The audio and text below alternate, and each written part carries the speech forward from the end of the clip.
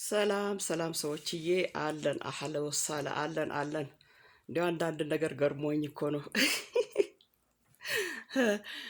እቺ ሴትዮ በእናታችሁ ሰፈር መንደሩን እኮ ለበለበች። እኔ እንደዚህ ሆኖ እውቅና መድኃኒዓለም ሰውረን እና አሁን ይሄ ዱባይ ስለ ዱባይ ምስጢር አወጣለሁ የምትለው መድኃኒዓለምን ባሏ የልጅ ማለት የልጇ አባት እዛ ነው ያለው አሉ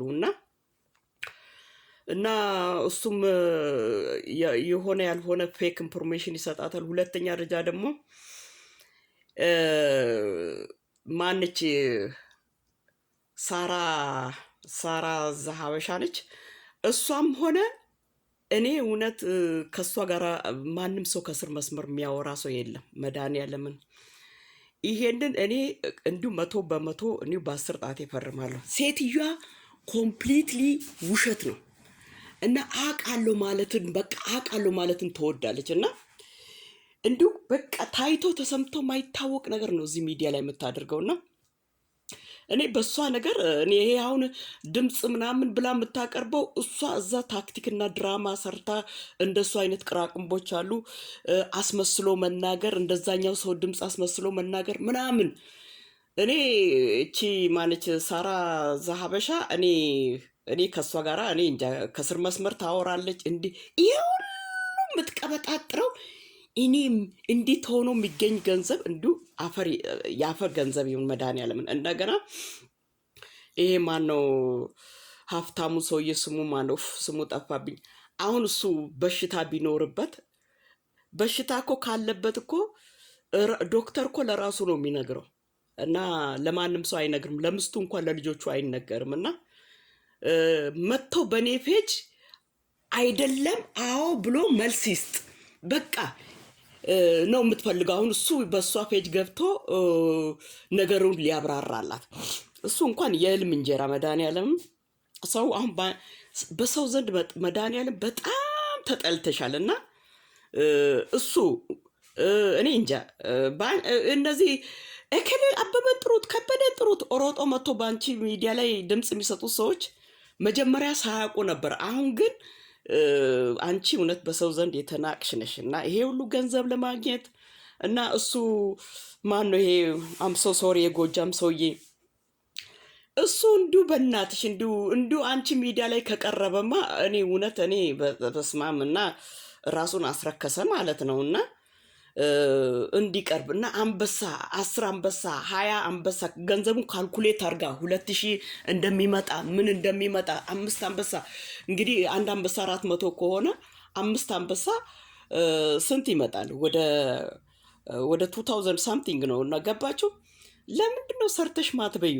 እንደዚህ ተሰድቦ ሰውን አዋርዶ ገንዘብ ቢገኝ ሁላችንም በቀላል በሾርት ካት ገንዘብ እናገኝ ነበር። እንደዛ አይቻልም እኮና ፈራ እግዚአብሔር የሌላት ይሄ ትላንት የምታመጣው ድምፅ ይሄ ውጥንቅጥ የጠፋ የውሸት ምስክር የአይጥ ምስክር ድንብጥ ምናምን ራሷ ለምን ስራ የላትም? ቀኑን በአጠቃላይ በሰው ላይ ደባ ስትጠመጥም ነው የምትውለው። እና ሌላ ደግሞ እኔ ይሄ እዚህ መንደር ውስጥ ሞርዘን ከ20 ዓመት በላይ ኖር ያለው እና ዙሪያ በአካባቢ በአጠቃላይ ያሉት ነጮች ናቸው።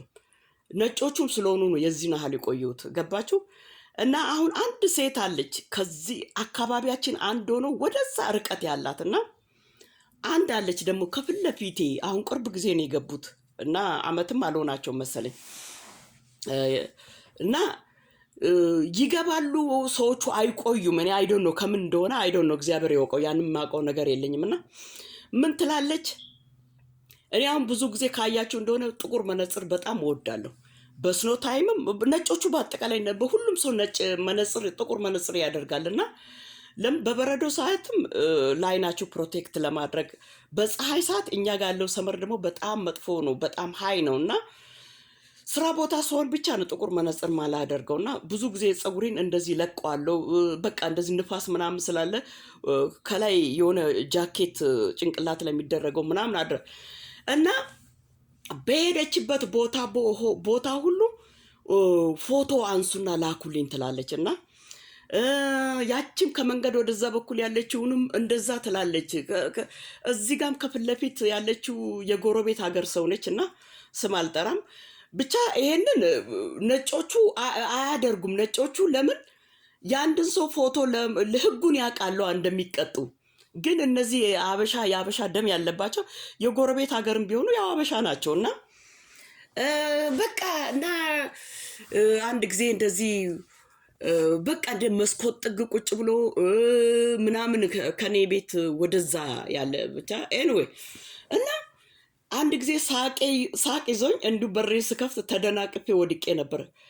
ልጄ ምንድነው ትላለች። አይ የማይክል ጃክሰን ሙቪ አባትየው በልጅነቱ ልጁን አስገብቶ ሲገርፍ እሱ እኮ ነው። እሱ እንዴት ያስቅሻል፣ በጣም ያሳዝናል ምናምን ስትል ሳብጀክቱን ስዊች አድርጌ አይ እናትየው ቢጃማ ለብሳ መታ ምናምን በቃ ነገሩን እንትን አደረኩት። ገባችሁ?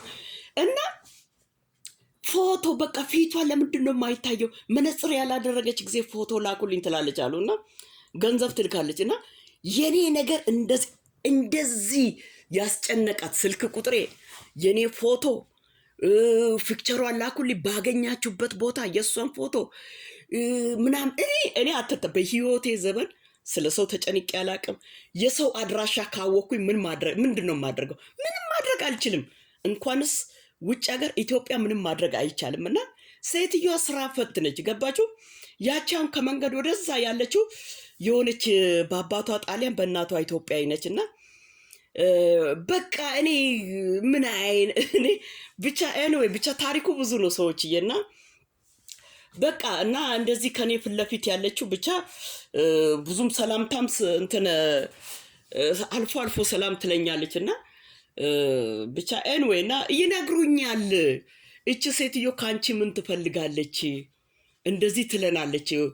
እሷ ስትገባ ስትወጣ የለበሰችው ልብሷ ሳይቀር ሁሉ ፎቶ ላኩልኝ፣ እንደገና ደግሞ ስልክ ቁጥሯን ይሄ እንደዚህ አሁን እስካሁን ድረስ እንደዛ ብለው የጠየቁኝ 2 ሰዎች ብቻ ናቸውና እቺ ከመንገድ ወደዛ በኩል ያለችው ለኔ ለቤቴም እኮ አትቀርብም። ያው ሳምታይምስ እንዲህ በወር አንዴ በ2 ወር አንዴ በመንገድ ላይ እንገናኛለን። እቺማ ከኔ ፊት ለፊት ወደዛ ያለችው ብዙም አንገናኝም። አንድ ሰፈር ላይ እያለን እንኳን እንታያይም። ግን ሁሉም ቤት ውስጥ ቁጭ ይላልና ያው በቃ 2 በር ያለው በዛኛው በር ይወጣልና ሰዎቹ ብቻ ለኔ ይነግሩኛል እቺ ሴትዮ ምንድነው ካንቺ ጉዳይ? እና ፎቶ ላኩልኝ፣ ስልክ ቁጥሯን ላኩልኝ፣ ዛሬ ምን ለበሰች፣ ቤቷ ማን ገባ ማን ወጣ። እኔ እንደዚህ የሚያስጨንቅ ነገር ጌታ ይቅር ይበለኝና እኔ እስካሁን ድረስ ነጮቹ ለካ እስካሁን ድረስ አበሻ ዙሪያ ቢሆን ኖሮ እኔ እንጃ እስከዛሬ ድረስ መቆየቴንና ነገሩ መቆየቴን እቆያለሁ። እኔ ድሮም ቢሆን አበሻ ለአበሻ የሚጠላለው ለዚህ እኮ ነው። እና የቤቴም ምስጥሬን ጓዳይን ጎርጓዳይን የማንም ትርኪ ምርኪ ቤቴ አላስገባም። ገባችሁ? የኔ የሆነውን ሰው አውቃለሁ። ገባችሁ? እና ነጮቹ ዙሪያዬን የሚበዙት ነጮች ናቸው። ስለዚህ የከሌን ኢንፎርሜሽን ላክልኝ ብትሉ ፎርዋት ይላሉ። ለምን? ሪዝኑን እነሱን እንደሚያስጠይቃቸውም ያውቃሉ። ገባችሁ? እና ከሌላ ዜጋ ጋር መኖር በጣም ጥሩ ነው ሰዎችዬ።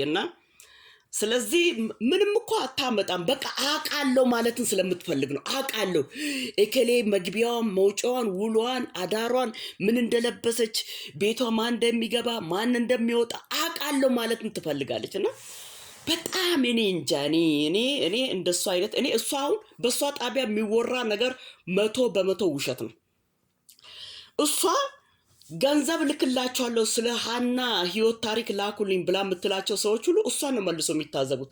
መልሶ ለእኔ ይነግሩኛል እኮ መድኃኒዓለምን ይነግሩኛል። ግን እኔ ሴትዮዋ በሽተኛ ነች እና ውዳቂ ፈላጊ ስለሌላት በቃ በሰው ዘንድ በህዝብ ዘንድ መታወቅን ትፈልጋለች ብዬ እላለሁ። እና እነሱ ራሳቸው ይስቃሉና ቀን በቀን የምትለውን ነገር ሁሉ ለእኔ ይልኩልኛል። ገባችሁ?